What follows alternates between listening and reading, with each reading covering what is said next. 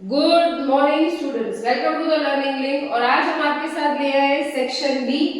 Yes, statistic में section B में अगर आपको 10 ऑफ 10 स्कोर करना है तो आपको सिर्फ वन लाइनर के लिए पर चैप्टर सिर्फ 5 क्वेश्चंस ही करने हैं। यस, ओनली 5 क्वेश्चंस पर chapter.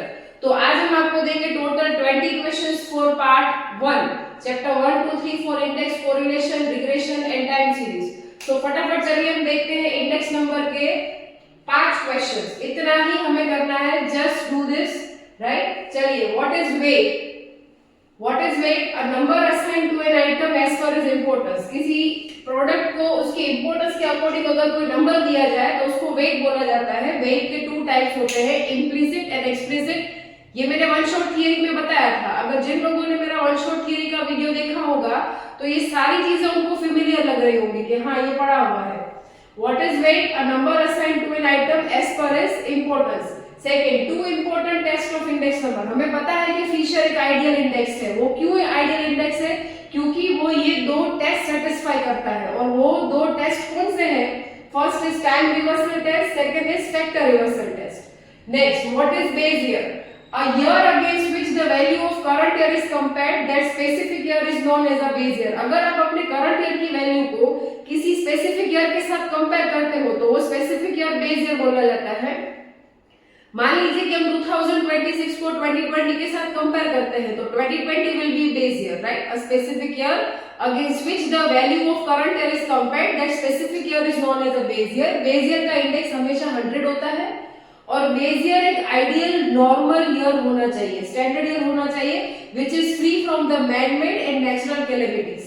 Next, name of 2 methods of assigning explicit weight. जैसे मैंने आपको यहाँ पे बताया कि वेट असाइन करने के 2 मेथड्स होते हैं, इम्प्लिसिट एंड एक्सप्लिसिट। एक्सप्लिसिट बोल सकते हैं या फिर इसको कॉस्ट ऑफ लिविंग इंडेक्स भी बोल सकते हैं। देखिए, कंफ्यूज नहीं होइएगा, कॉस्ट ऑफ लिविंग इंडेक्स बोला जाए या फिर एक्सप्लिसिट मेथड बोला जाए, एक्सप्लिसिट वेट मेथड। तो उसमें 2 मेथड्स ही आएंगी, family budget method and total expenditure method. दोनों में आंसर सेम आएगा।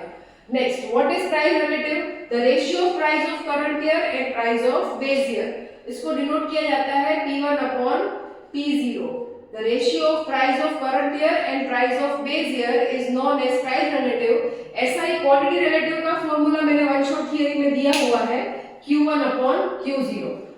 चलिए, अब आ जाते हैं लीनियर कोरिलेशन में। इसके भी 5 ही सवाल हमें करने हैं, right. First, fundamental formula of R. Correlation coefficient ढूंढने का फंडामेंटल फॉर्मूला है covariance of xy upon sxsy।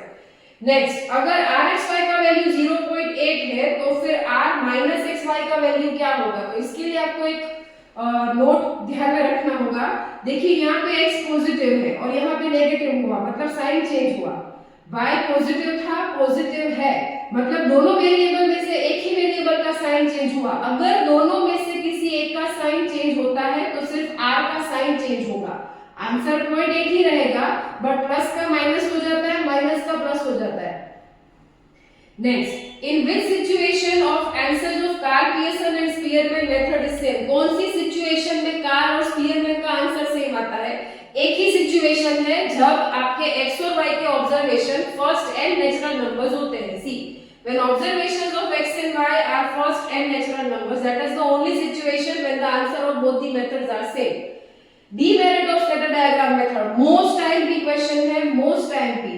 scatter diagram method का एक ही demerit है, you can decide the type of correlation, nature of correlation, but you cannot give the exact value।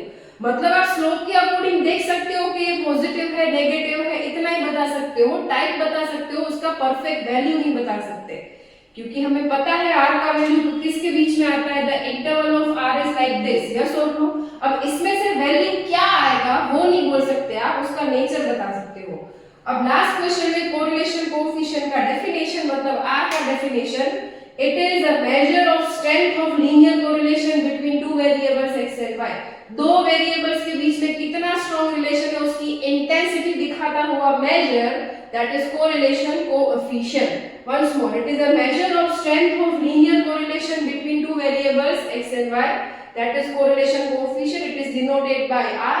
उसका fundamental formula ये है, उसका वैल्यू -1 से +1 के बीच में होता है and it is a unit free measure. It is independent from origin and scale.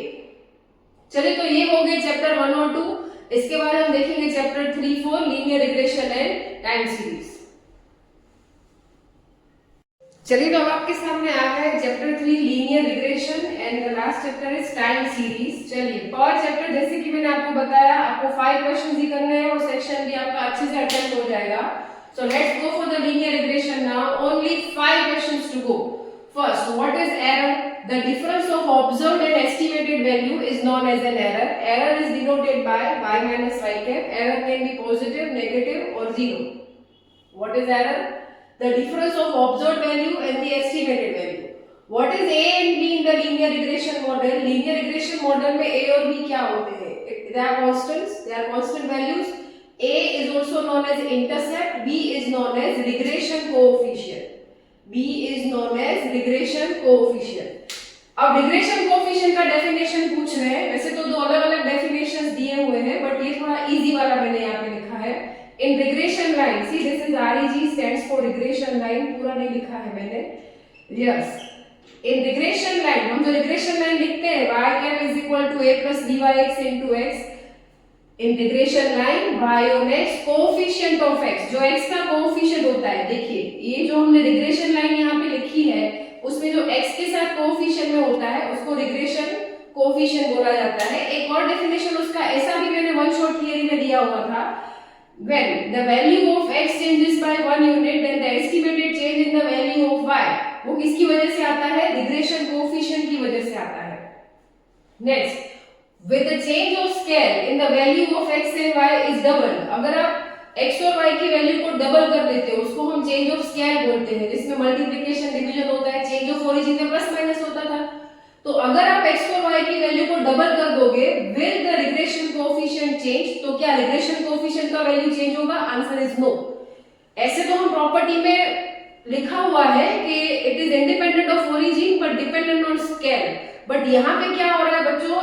x और y दोनों का वैल्यू डबल हो रहा है। दोनों का वैल्यू डबल हो रहा है मतलब cy भी 1/2 होगा और ch भी 1/2 होगा। आई होप ये आपको समझ आ रहा है। हम जो cy और ch लेते हैं उसमें अगर हमें डबल करना हो तो हम ऐसे करते हैं, ये मल्टीप्लिकेशन में 2 होना मतलब डिवीजन में 1/2 होना, ये शिफ्ट होगा ऊपर, ऐसे मल्टीप्लाई बाय 2 होता है। अगर दोनों का वैल्यू डबल किया जाएगा तो जो आप फॉर्मूला लिखते हो उसमें आप लास्ट में cy/ch लगाओगे तो दोनों 1/2 होके तो कट हो जाएगा। दोनों 1/2 होके कट हो जाएगा तो फिर डेफिनेटली उसका वैल्यू चेंज नहीं होगा, वरना चेंज ऑफ स्केल की वजह से कोएफिशिएंट, रिग्रेशन कोएफिशिएंट चेंज होता है। यहाँ पे क्यों नहीं हो रहा है? क्योंकि दोनों डबल हो रहे हैं। Next, if points in exactly on the regression line, अगर आपके जो ऑब्जर्वेशन के पॉइंट्स है is exactly on the regression line then the error will be 0। Error दो सिचुएशन में 0 होता है, जब आपके पॉइंट एग्जैक्टली रिग्रेशन लाइन पे आते हो या फिर दो वेरिएबल्स के बीच में परफेक्ट कोरिलेशन हो। फिर वो परफेक्ट पॉजिटिव भी हो नेगेटिव कोई फर्क नहीं पड़ता, परफेक्ट कोरिलेशन होगा तब एरर 0 आएगा। और अगर लाइन पे, परफेक्ट लाइन पे, रिग्रेशन लाइन पे पॉइंट आएगा तभी आपका एरर का वैल्यू 0 होगा। दो सिचुएशन में आपका एरर का वैल्यू 0 हो जाता है। ये हो गया लीनियर रिग्रेशन। अब आ रहा है लास्ट चैप्टर पार्ट 1 का, that is time series. Demerit of graphical method. Graphical method का डीमेरिट क्या है? Different people draw different graph, that's why uniformity is not maintain. हमें याद है हम रिग्रेशन ये टाइम सीरीज में 2 लाइंस ड्रॉ करते हैं, first is the original series और सेकंड ट्रेंड लाइन। अब ये ट्रेंड लाइन जो ड्रॉ की जाती है सब अपने हिसाब से ड्रॉ करते हैं, तो इस वजह से ग्राफ में यूनिफॉर्मिटी मेंटेन नहीं होता है, ये उसका एक डीमेरिट है। अब पूछ रहे हैं कि सीजनल और साइक्लिकल कंपोनेंट को कैसे डिनोट किया जाता है, तो एसटी और सीटी बहुत ही इजी सिंपल सा सवाल है। ये दोनों ना रेगुलर टाइप के कंपोनेंट है। ऐसा भी सवाल आ सकता है कि रेगुलर कंपोनेंट कौन से हैं, तो ये 2 है श्योर, ये सीजनल एंड साइक्लिकल। उसके बाद एनालिसिस ऑफ टाइम सीरीज, ये भी मोस्ट टाइम भी है इस साल, उसके चांसेस मुझे थोड़े ज्यादा लग रहे हैं। Analysis of time series, analysis of different components of time series. Time series के हमारे पास 4 कंपोनेंट है, long term, seasonal, cyclical and random. इन चारों 4 का अगर आप एनालिसिस करेंगे तो वो बोला जाएगा analysis of time series. Next, due to which component short term variations are noticed in time series. 3 component की वजह से शॉर्ट टर्म वेरिएशन नोटिस होता है, सीजनल, साइक्लिकल एंड रैंडम। याद रहे रेगुलर पूछा जाएगा तो वो सीजनल और साइक्लिकल है, और अगर शॉर्ट टर्म पूछा जाएगा तो उसमें रैंडम जुड़ जाएगा। अब ये है additive model, yt is equal to tt plus st plus ct plus rt। तो यहाँ पे हमारा सेक्शन बी का काम पार्ट 1 का खत्म होता है। अगले वीडियो में आपको मतलब कि कल आपको मिल जाएगा पार्ट 2 के चैप्टर्स के वन लाइनर्स। अगर आपको मेरा वीडियो इंफॉर्मेटिव लगता है तो इसको लाइक करिए, अपने दोस्तों के साथ शेयर करिए एंड सब्सक्राइब करिए। और ये जो मैंने बोर्ड वर्क यहाँ पे किया हुआ है वो आपको डिस्क्रिप्शन बॉक्स में उसका PDF मिल जाएगा। Thanks for watching.